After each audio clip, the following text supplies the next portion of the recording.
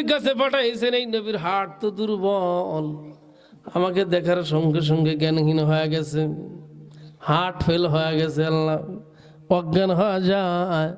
আমার আল্লাহ ডাক দিয়ে বলেন, আজরাইল শোনো, তোমার যে হাত আছে ওই হাতখানা আমার নবী সুলাইমানের বুকের উপর ধরো, জিন্দা হওয়া যাবে। ও মুসলমান, আজরাইল আলাইহিস সালাতু ওয়াস সালাম নিজের হাতটা যখন নবীজির বুকের উপরে রাখছেন, রাখতে দেরি আল্লাহ পাক রব্বুল আলামিন নবী সুলাইমানকে জিন্দা করতে দেরি করেন নাই। চিৎকার দিয়ে বলেন না সুবহানাল্লাহ। হুঁশ ফিরে গেছে নবী সুলাইমানের। ও মুসলমান, সুলাইমান আলাইহিস সালাতু ওয়াস সালাম আল্লাহর একজন নবী, পাওয়ারফুল নবী ছিলেন। মুসলমান, সমুদ্রের কীট পতঙ্গ পোকপোখালি যারা আছে সব ওই নবীজির কথা শুনছে, ঠিক কিনা? পাওয়ারফুল নবী, বিনা তেলে বিনা ইঞ্জিনে তক্তা ভাষায় দিয়েছেন নবী সুলাইমান। পিপিলিকার কথা পর্যন্ত সুলাইমান আলাইহিস সালাতু ওয়াস সালাম শুনেছেন, বুঝেছেন। ও মুসলমান, আর এই সুলাইমান আলাইহিস সালাতু ওয়াস সালাম আজরাইলকে দেখার পর জ্ঞানহীন হয়ে গেছে। একবার জানেন, একবার বোঝেন, একবার চিন্তা করে দেখেন, নবীর যদি আজরাইলকে দেখার পর জ্ঞান না থাকে, জ্ঞানহীন হয়ে যায়, আমার আপনার অবস্থা কি দাঁড়াবে ভাবনা করে দেখবেন। সুলাইমান আলাইহিস সালাতু ওয়াস সালাম আজরাইল আলাইহিস সালাতু ওয়াস সালামকে ডাক দিবেন, ও ভাই আজরাইল, তোমার যদি এইরকম চেহারা হয় আর তোমার দেখলে যদি এতটা ভয় লাগে, একবার বলতে পারো কি তোমার চাইতে পাওয়ারফুল শক্তিশালী কোনো ফেরেশতা আসেনি? হযরতে আজরাইল আলাইহিস সালাতু ওয়াস সালাম ডাক দিয়ে বলেন, নবী গো, আমার চাইতে বেশি শক্তিশালী পাওয়ারফুল একজন ফেরেশতা আছে, যেই ফেরেশতার নাম হলো মউত। কি নাম? মউত। বলে তার চেহারা কেমন? আজরাইল আলাইহিস সালাতু ওয়াস সালাম বলেন, চেহারা কেমন শোনায় দিতিস। বিশাল তার দেহ, জবানে সব সময় জিকির করে আল্লাহর। সুবহানাল্লাহ কয় না? কার জিকির করেন? যারা বলেন জিকির আপনি করবেন কার? নাকি নিতার?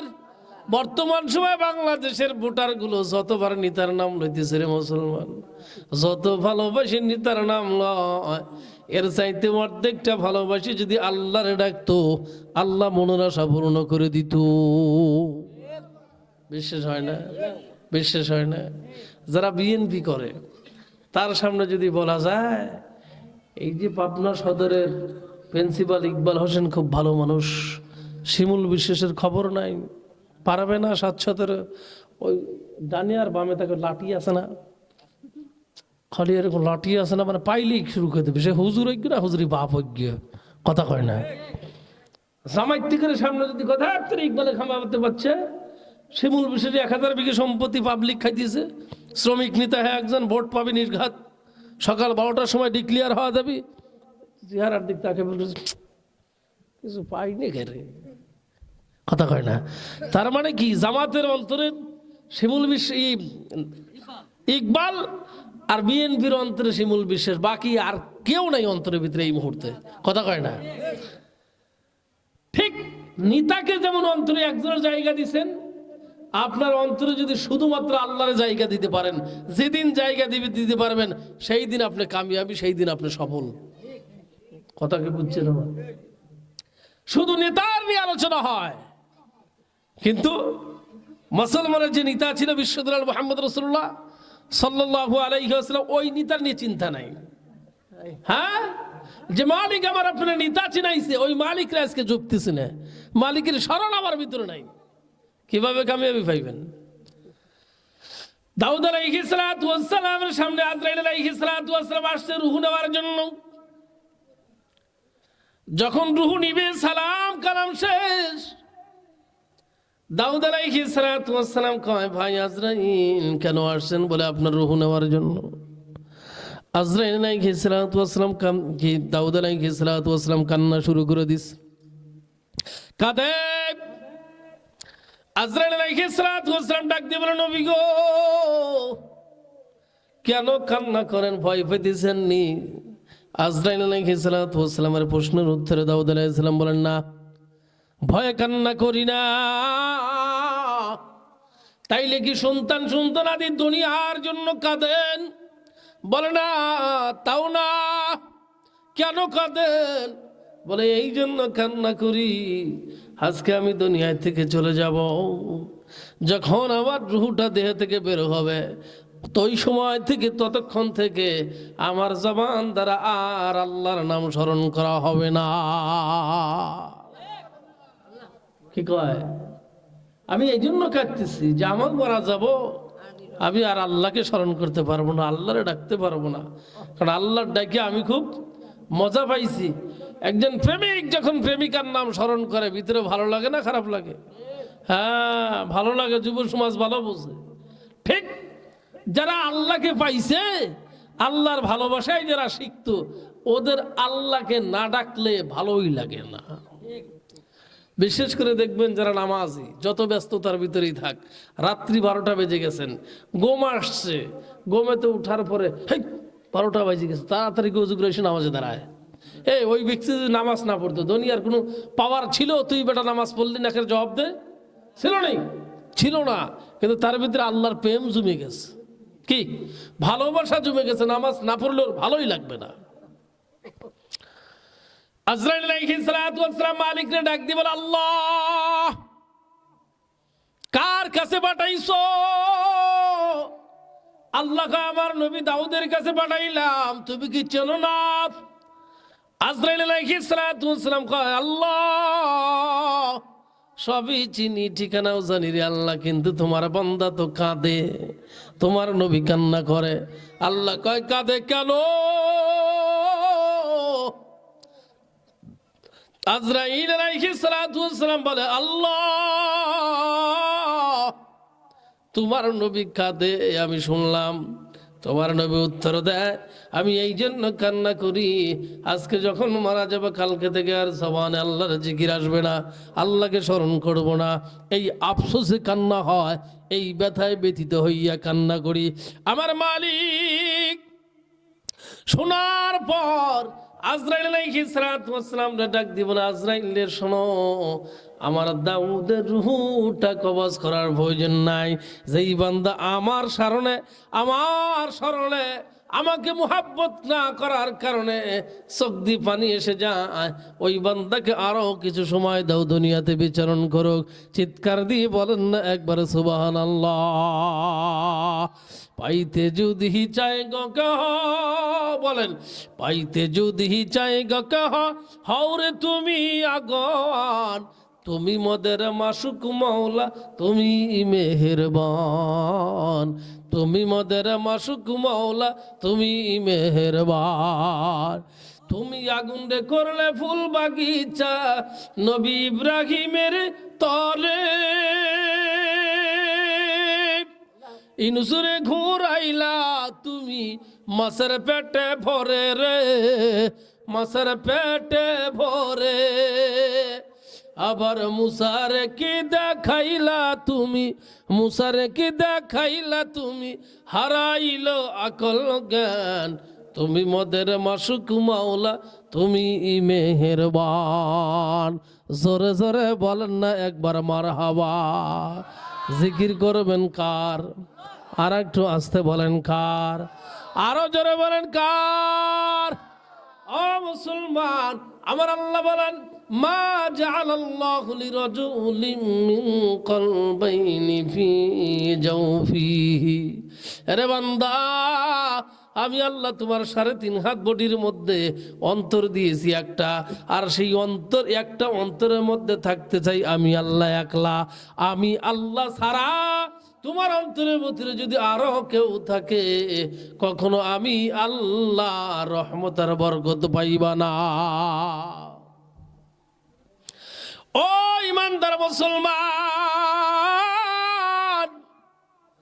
সুলাইমান আলাইহিস সালাতু ওয়াস সালাম যখন ডাক দিয়ে বলে, আজরাইল রে, তোমার চাইতে ভারী পাওয়ার ওয়ালা কোন ফেরেশতা আসেনি? আজরাইল আলাইহিস সালাম বলেন হ্যাঁ হ্যাঁ আছে।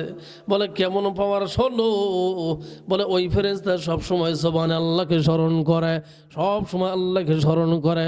তার দুইটা হাত প্রসারিত, দুইটা হাত প্রসারিত মাগরিব থেকে মাশরিক পর্যন্ত লম্বা। এ মুসলমান, আজরাইল আলাইহিস সালাম ফেরেশতার পরিচয় দিয়ে বলেন, ও নবী সুলাইমান, আল্লাহ পাক রব্বুল আলামিন যদি ওই ফেরেশতারে হুকুম দেয়, ফেরেশতারে গোটা দুনিয়াকে তুমি গ্রাস করে নাও, ওই যে দুনো হাত প্রসারিত করা রয়েছে, শুধুমাত্র মালিকের আরশে আজিম ব্যতীত গোটা দুনিয়ার আসমান জমিন নদী নালা খাল বিল গাছপালা তরুলতা যা কিছু আছে সব কিছু নিতের হাতের মধ্যে গ্রাস হয়ে যাবে। চিৎকার দিয়ে বলেন না একবার সুবহানাল্লাহ। ছোটনি কথা কয় না, ছোটনি। আজরাইলের দেহটা কেমন? বলে গোটা দুনিয়ার আটলান্টিক মহাসাগর, পদ্মা, মেঘনা, যমুনা, ব্রহ্মপুত্র সহ গোটা নদী নালা খাল বিলের পানি একত্রিত করিয়া যদি আজরাইল আলাইহিস সালামের মাথার উপর দেওয়া হয় রে মুসলমান, আপনার ছোট্ট সন্তানের মাথার উপরে মা যেমন চাঁদিতে তেল লাগায়, চাঁদিতে যখন তেল দেওয়া হয় গোটা মাথা কি বেজে? কথা কয় না, বেজে না? বেজে না। মায়ের হাতের তালু আর সন্তানের মাথার চাঁদিটা যেমনি বেজে যায়। হাদিসের কথা বললাম রে মুসলমান, গোটা দুনিয়ার পানি যদি আজরাইলের মাথার উপর ডালা হয়, ওই আপনার বাচ্চার চাঁদের উপরে তেল দিলে যেমন হয়, আজরাইলের মাথার উপরে পানি ডাললেও তেমনি হওয়া যাবে। চিৎকার দিয়ে বলেন না একবার আল্লাহু আকবার। এ মুসলমান, নবী সুলাইমান আলাইহিস সালাম আবার জিগায়, ও ভাই আজরাইল, এর চাইতেও শক্তিশালী পাওয়ারফুল কোন ফেরেশতা আসেনি? আজরাইল আলাইহিস সালাম বলেন, ইয়া রাসূলুল্লাহ, ইয়া হাবিবাল্লাহ। আজরাইল আলাইহিস সালাম বলেন, নবী সুলাইমান গো, ভালো করে শুনে নেন যে এই ফেরেশতার কাদের উপরে এই ফেরেশতার কদম। বলে ওই ফেরেশতার পাওয়ার কেমন? বলে হাত প্রসারিত নাই, জবান প্রসারিত, একটা ঠোঁট উপরে আর একটা ঠোঁট নিচে। যেই দিন বানাইছে ওই দিন থেকে শুরু করে আজ পর্যন্ত ঠোঁট দুইটা মিলাইতে পারে নাই, আজ পর্যন্ত ঠোঁট মিলাইতে পারে নাই। তবে হাত আমার মালিক যদি হুকুম দেয়, একমাত্র মালিকের আরশে আজিম ব্যতীত গোটা দুনিয়ার সব কিছু তার মুখের মধ্যে প্রবেশ করবে। এতটুকুন জায়গাওয়ালা ফেরেশতা আমার মালিক ওই ফেরেশতারে বানাইয়া নিযুক্ত করে রেখেছেন। চিৎকার দিয়ে বলেন না একবার সুবহানাল্লাহ। ও মুসলমান, আরো তার চাইতে বড় বড় ফেরেশতা আছে। সুলাইমান আলাইহিস সালাম কয়, আজরাইল রে ভাই আমার, তোমার দেখার পরে আমার জ্ঞানহীন হয়ে গেছে, আর পরিচয় দিস না, সামনে আর আগাস না, তোমার দায়িত্ব তুমি পালন করে নাও। ইমানদার মুসলমান, আজরাইল আলাইহিস সালাম নবীর কাছ থেকে অনুমতি নিয়ে চলে গেছেন আল্লাহর কাছে। হঠাৎ সুলাইমান আলাইহিস সালামের সাথে আজরাইল আলাইহিস সালামের কেমন যেন বন্ধুত্ব হয়ে গেল। আমার ভাইরে, আমার বন্ধুরে, নবী সুলাইমানের সাহাবী আছে, আরো অন্য অন্য লোকজন আসা যাওয়া করে। সুলাইমান আলাইহিস সালাম মানুষ জিন ভূত যা কিছু আছে সব কিছুর নবী ছিলেন। নবী সুলাইমান আলাইহিস সালাম চতুর্পাশে সব সময় জনগণের সমাগম। হঠাৎ আজরাইল আলাইহিস সালাম আসছেন, সুলাইমান আলাইহিস সালামের কাছে আসছেন। নবী সুলাইমানের পাশে একজন যুবক বসা। আজরাইল আলাইহিস সালাম বারবার যুবকের দিকে তাকায়, বারবার যুবকের দিকে তাকায়। ও মুসলমান, আজরাইল আলাইহিস সালাম যখন একটুখানি আড়াল হয়ে গেছে, যুবক নবী সুলাইমান ডাক দিয়ে বলেন, নবী সুলাইমান, আপনার কাছে কিছুক্ষণ আগে যিনি আসছিলেন ওনার নাম কি? কয় ওনার নাম হলো আজরাইল। বলে কাম কি? কয় কামটা হলো রুহু নেওয়া। ও মুসলমান, যুবক ডাক দিয়ে বলে, নবী গো, ওই মানুষটার তাকানোর ডকটা তো ভালো না, আমি ভয় পেয়ে গেছি। এমন একটা জায়গা হিন্দুস্তানের বিরাট ভূমিতে আমার পৌঁছায় দেন, যেখানে আজরাইল ঠিকানাও জানবে না, আমাকেও চিনবে না, সেখানে আমি একা একা থাকবো। তাও আজরাইলের সাথে যেন আমার সাক্ষাৎ না হয়। ইমানদার মুসলমান, আপনারা জানেন সুলাইমান আলাইহিস সালাতু ওয়াস সালাম, হেলিকপ্টার ছিল না, প্লেন ছিল না, উড়োজাহাজ ছিল না তদানীন্তন সময়। বিনা তেলে বিনা ইঞ্জিনে তক্তা ভাষায় দিতেন। সুলাইমান আলাইহিস সালাতু ওয়াস সালাম যখন বাতাসে হুকুম করছেন, আমার এই প্রতিবেশী আমার এই সাহাবীর লইয়া হিন্দুস্তানে বন জঙ্গলে পৌঁছায় দাও। ও মুসলমান, বাতাস লইয়া যখন বন জঙ্গলে পৌঁছায় দিছে, মালাকুল মউত আজরাইল আলাইহিস সালাতু ওয়াস সালাম যেই জায়গায় দাঁড়ানো, যুবক সেই জায়গায় নামছে। নামার পর আজরাইলের সাথে সাক্ষাৎ।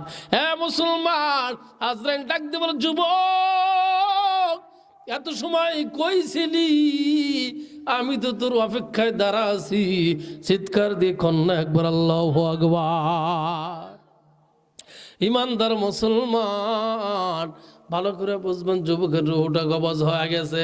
পরবর্তী দিন যখন আজরাইল আলাইহিস সালাতু ওয়াস সালাম নবী সুলাইমানের সামনে আসলেন, সুলাইমান আলাইহিস সালাতু ওয়াস সালাম জিগায়, এ ভাই আজরাইল, গতকালকে তুমি যখন আসলে আমার পাশে আমার এক প্রতিবেশী যুবক দাঁড়ানো ছিল, তুমি কেন যুবকটার দিকে বারবার তাকাইলা?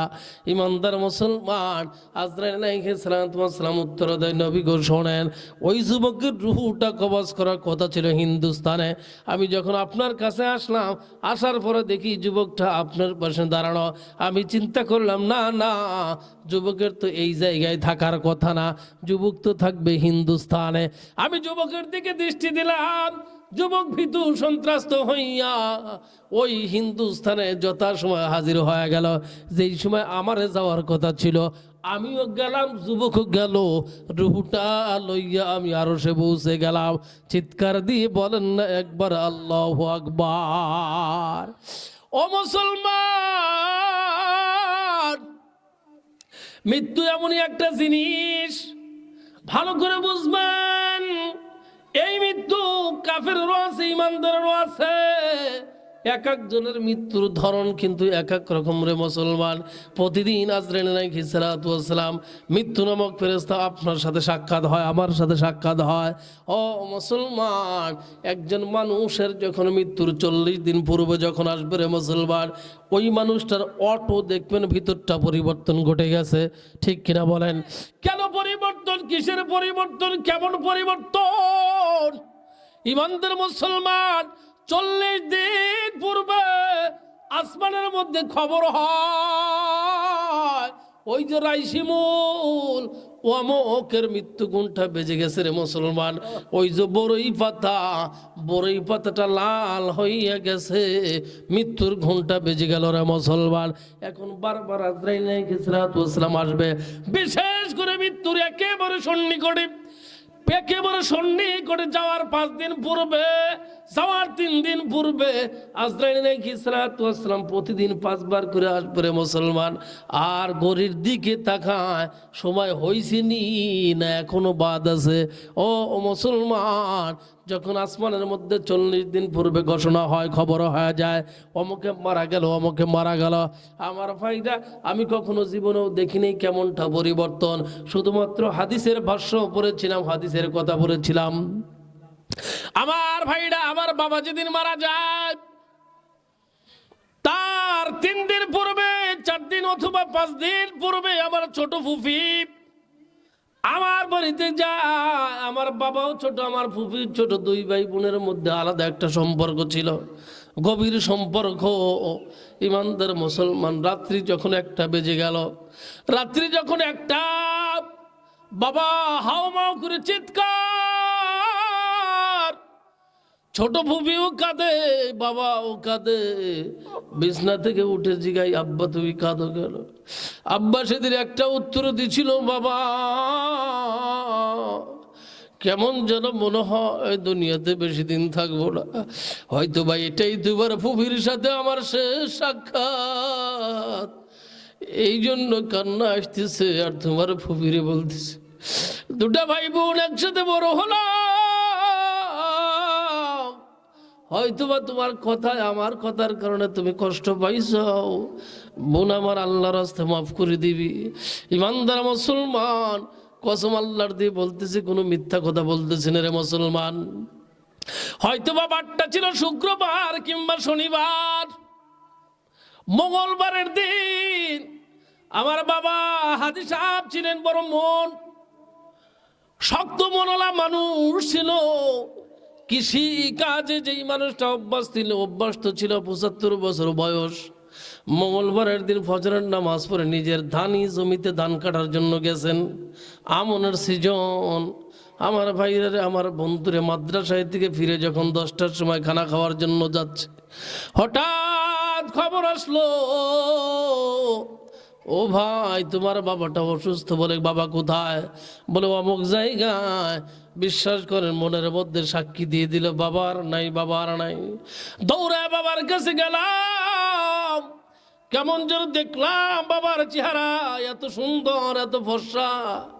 বাবা মনে হয় মুসকি মুসকি হাসি দিচ্ছে। কেমন যেন মনে হলো বাবা আবার জিন্দা, বাবার হসপিটালে নিয়ে যাওয়া যায়। মুসলমান, কত জায়গা হাত দিয়ে দেখলাম, বাবা আর নাই, বাবার নাই। কোন জমির ধান কাটতে ছিল? বলে অমুক জমির। সেই জমিতে গিয়ে দেখলাম সামান্য অল্প কিছু দান ছিল, যার 1 হালা বলেন আর 2 হালা বলেন, এইটা শেষ করে বাবার টার্গেট ছিল শেষ করে বাড়িতে যাব, ভাত খাবো।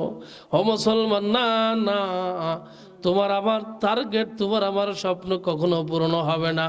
বান্দা কয় এইটুকুন শেষ করব, আল্লাহ কয় না না রে বান্দা, ওই পরিমাণ হায়াত তোমার আমার ডায়েরিতে নাই।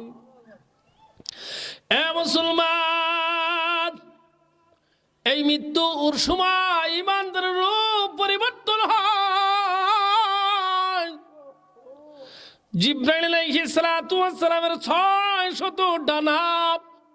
কত ডানা? 600 ডানা। 2টা ডানা সবুজ, ময়ূরের পলকের না সবুজ 2টা ডানা।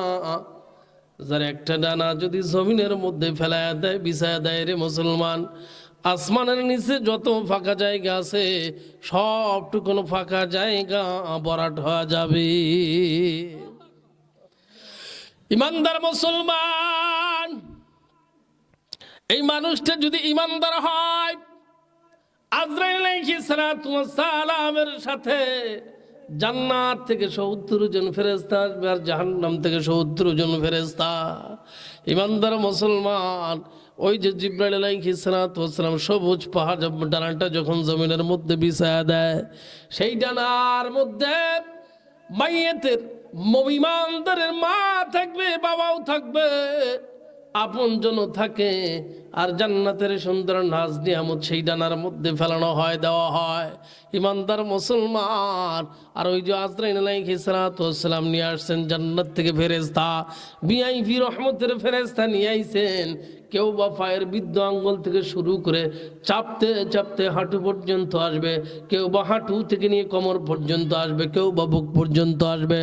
ও ইমানদার মুসলমান, আজরাইল আলাইহিস সালাতু ওয়াস সালাম বান্দার রূহটা হয়তোবা মাথার মধ্যে দিয়ে বের করবে, নতুবা চোখ সামনে দিয়ে বের করবে, নতুবা কদমের নিচ থেকে বের করবে। ও মুসলমান, 4টা শুরুতে মানুষের রূহ বের হয়, ভালো করে ফলো করবেন আমার ভাইরা।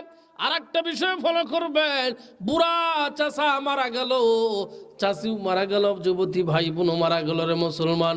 মারা যাওয়ার পরে দেখবেন বডির মধ্যে পোকামাকড় লেগে গেছে, পিঁপড়া কামড়ায়, কিন্তু বান্দার চোখটা এখনো কেমন যেন দক্ষিণ দিকে তাকিয়ে আছে না?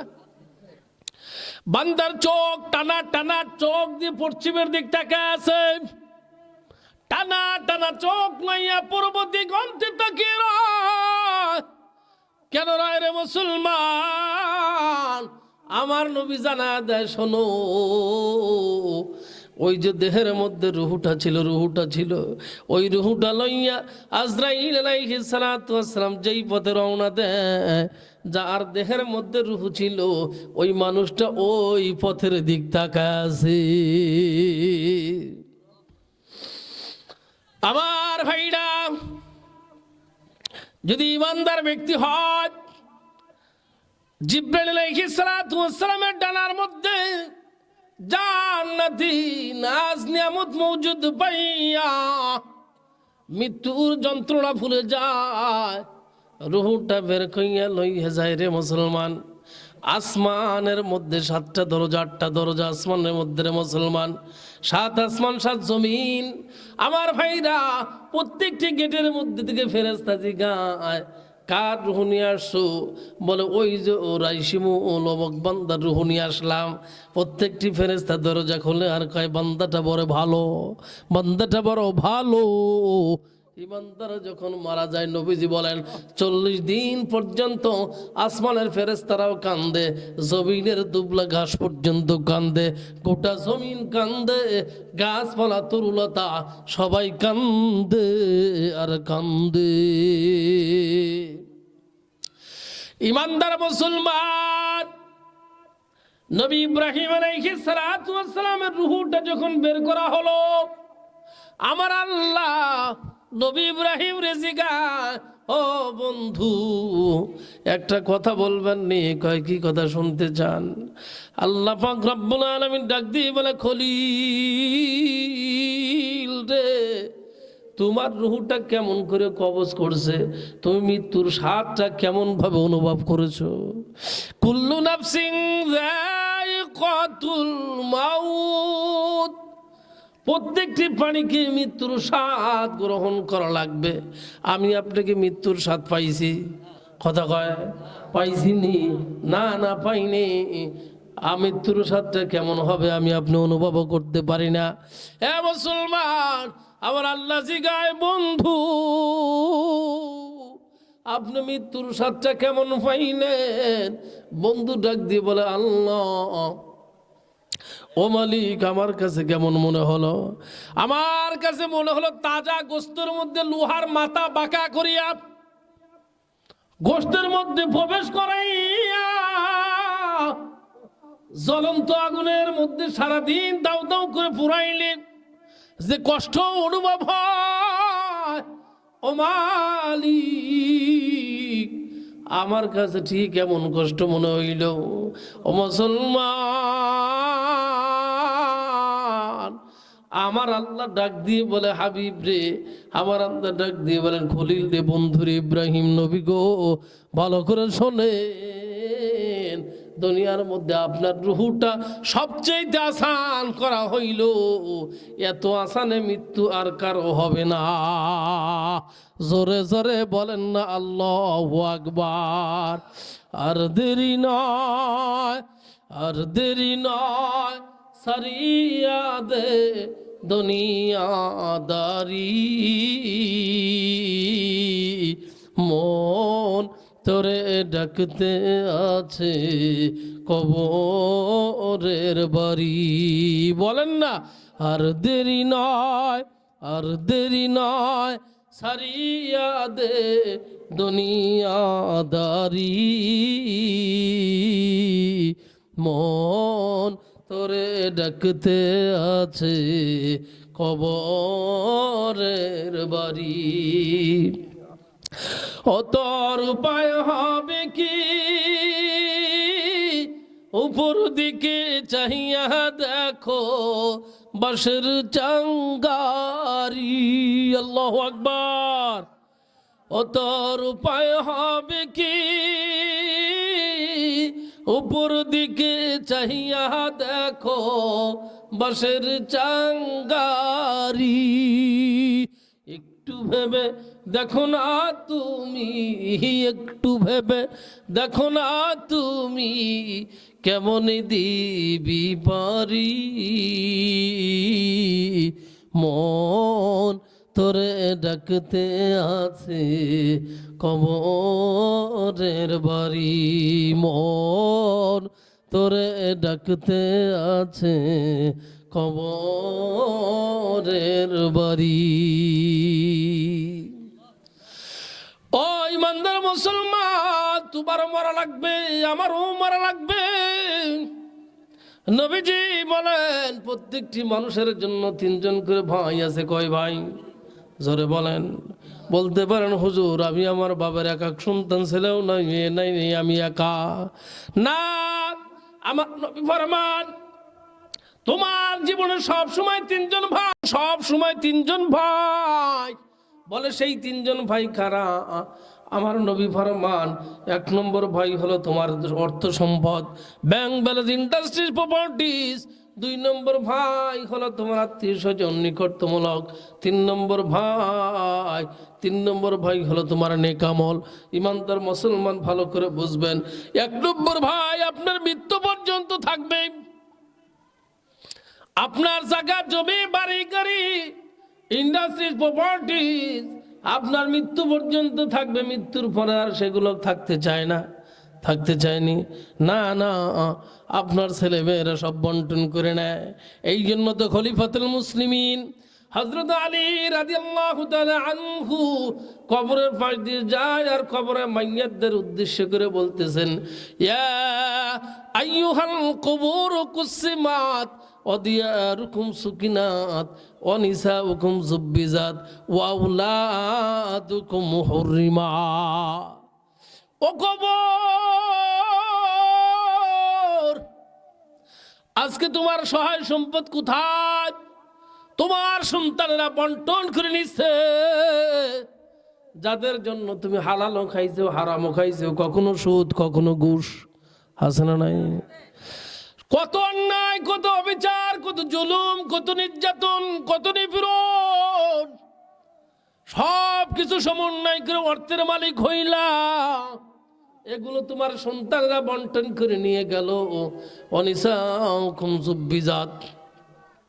তুমি যে স্ত্রী শখের জন্য, তুমি যে স্ত্রী খুশির জন্য কখনো মায়ের উপর আঘাত হানলা, কত মায়ের জন্য বাবার উপর আঘাত আনছো, কত ন্যায় করেছো, কত অন্যায় করলা।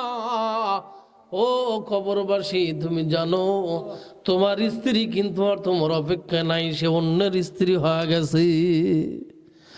এ কবরবাসী, ওয়াউলাদুকুম হুররিমাত। আজকে তোমার ছোট্ট ছোট্ট আদরের সন্তানেরা তোমার আদর থেকে বঞ্চিত হয়ে গেছে, তোমার বলতে আর কিছুই নাই। ও মুসলমান, আল্লাহর নবী সাল্লাল্লাহু আলাইহি ওয়াসাল্লাম আমার আপনারে জানায় দেয়, এ মরণ তোমারও আছে আমারও আছে, দুনিয়ায় কেউ তো থাকতে পারবে না। তুমি তোমারই ধনী হও। আজকে যখন মরণ হওয়া যাবে, যে স্ত্রীর জন্য কত কিছু না তুমি করলা রে মুসলমান। মৃত্যুর সময় যখন হয়ে যাবে, রাত্রি 12টা যখন বাজবে, কেউ তোমার পাশে থাকবে না। আর ওই স্ত্রীও ডাক দিয়ে বলবে আমার পাশে থাকো। সবাই কয় তুমি একটু থাকো, আমি বাহির থেকে আসি। আদরের স্ত্রী, মুহাব্বতের স্ত্রী কয় না রে বোন, না, এ তো আমার স্বামী নাই, এখন লাশ হয়ে গেছে।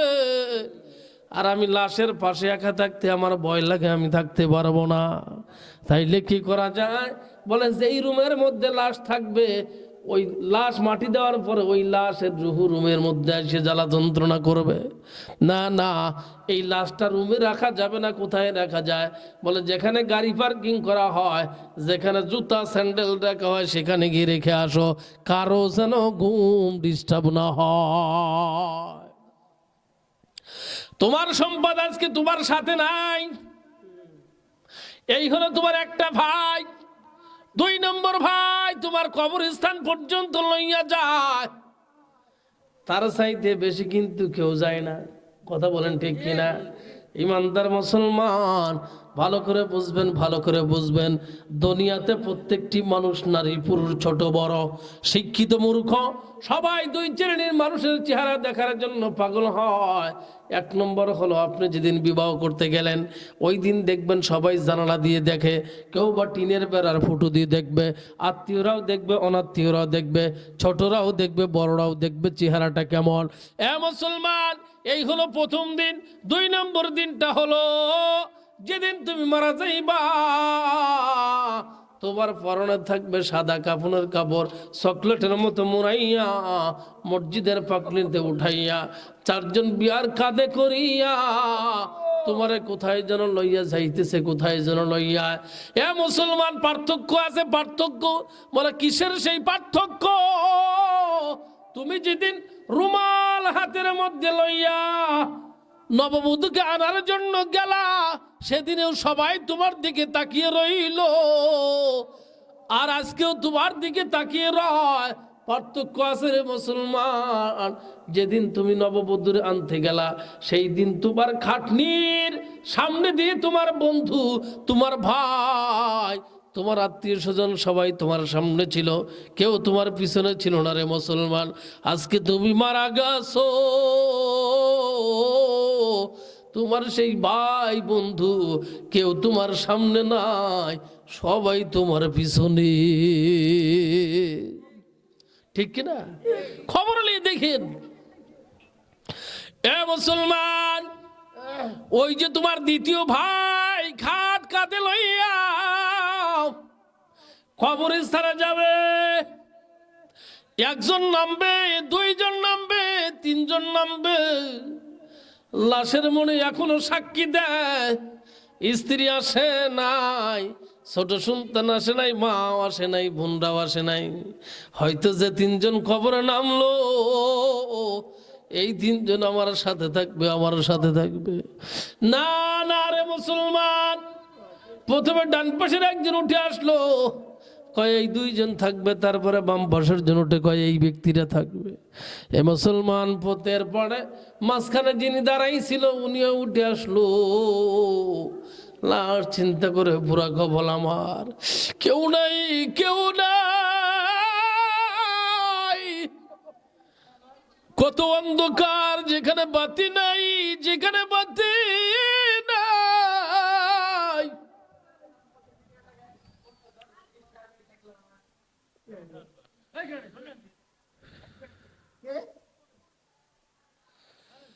যেখানে বাতি নাই থাকবো আমি একা। ওই যে তোমার 2 নম্বর ভাই তোমার ছেড়ে তারাও চলে আসলো, এখন তুমি একারে মুসলমান। বলে 3 নম্বর ভাইটা হলো তোমার নেকামল। ও মুসলমান, যদি তোমার নেকামলটা ভালো হয়, ওই যে তোমার প্রথম দিন মৃত্যুবরণ করার সঙ্গে সঙ্গে তোমার রুহুটা লইয়া ফেরেশতারা আসমানে আরশে, আমার আল্লাহ জিগায় এইটা কোন বান্দার রুহ? ফেরেশতা ডাক দিয়ে বলে মালিক, ওই যে রাইসি মুনে বসি বসিয়ে তোমার বান্দারা কোরআনের মাহফিল শুনেছিল রে আল্লাহ। ওই যে তোমার একজন পাগল বান্দা ছিল, হুজুরের বয়ান শোনার পর তোমার বান্দা চোখের পানিগুলো ছেড়ে দিয়েছিল রে আল্লাহ। তোমার বান্দা পাক্কা ওয়াদা করেছিল, শাবান মাস শুক্রবার রাত্রে ওয়াদা করলাম, আল্লাহ আর জীবনে গুনাহ করব না।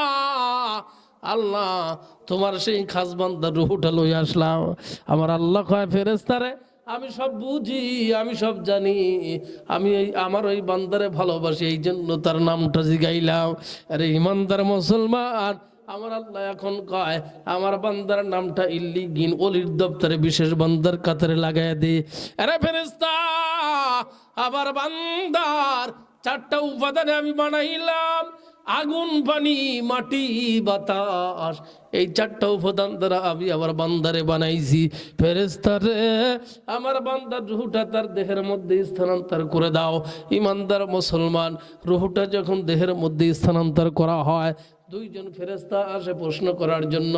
একজনের নাম মুনকার আর একজনের নাম নাকির। আমার ভাইরা, আপনারা জানেন লাশকে কবরস্থ করার পর ফেরেশতারা প্রশ্ন করবে মার রব্বুকা মান নাবিয়ুকা মা দীনুকা। আপনারা জানেন ফেরেশতারা আসবে, প্রশ্ন করবে, উত্তর দেব টাস টাস। না মুসলমান, নবীজি জানা দেয় সেই মুনকার নাকিরের চেহারা কিন্তু তোমার আমার মতো না। বলে মুনকার নাকিরের চেহারা কেমন?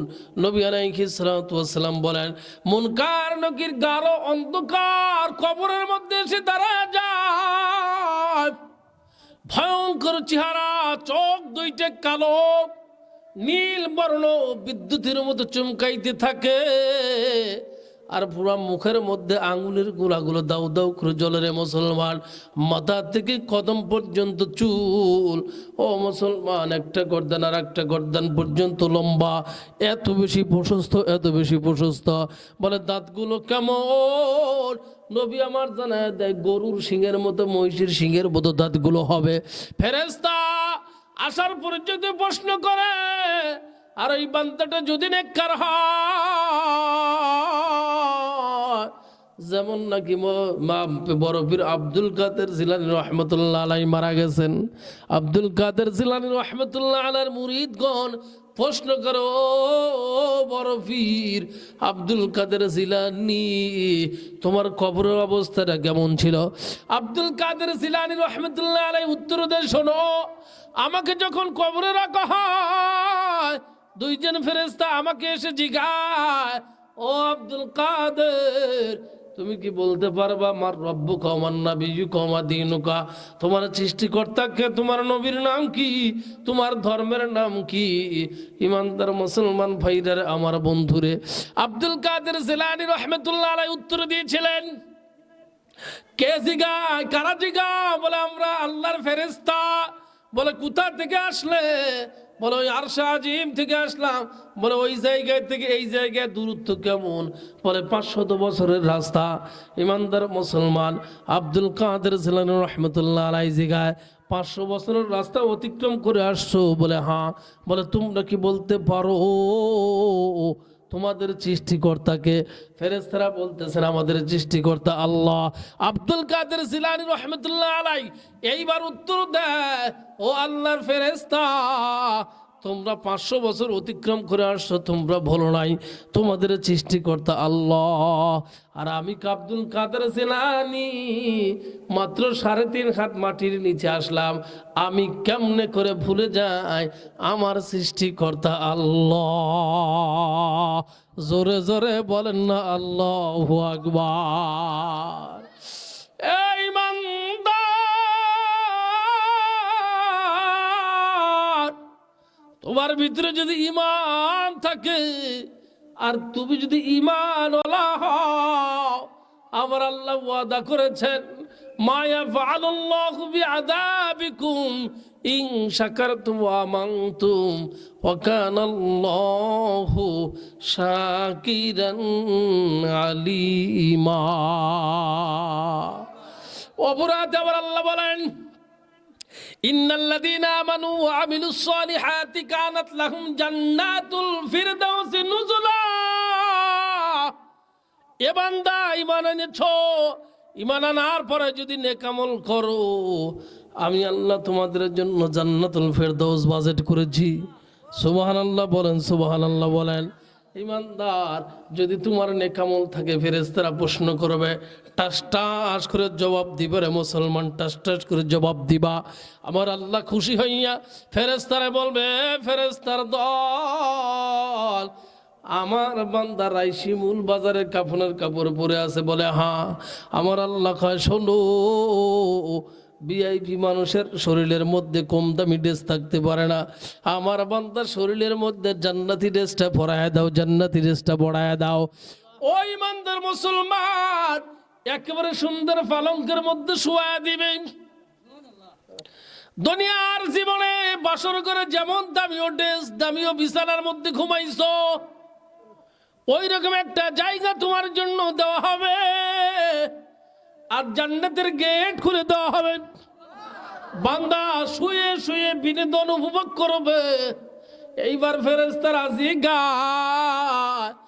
ও আল্লাহর গোলাম, তোমার কোনো চাহিদা আসেনি? চাহিদা আসেনি?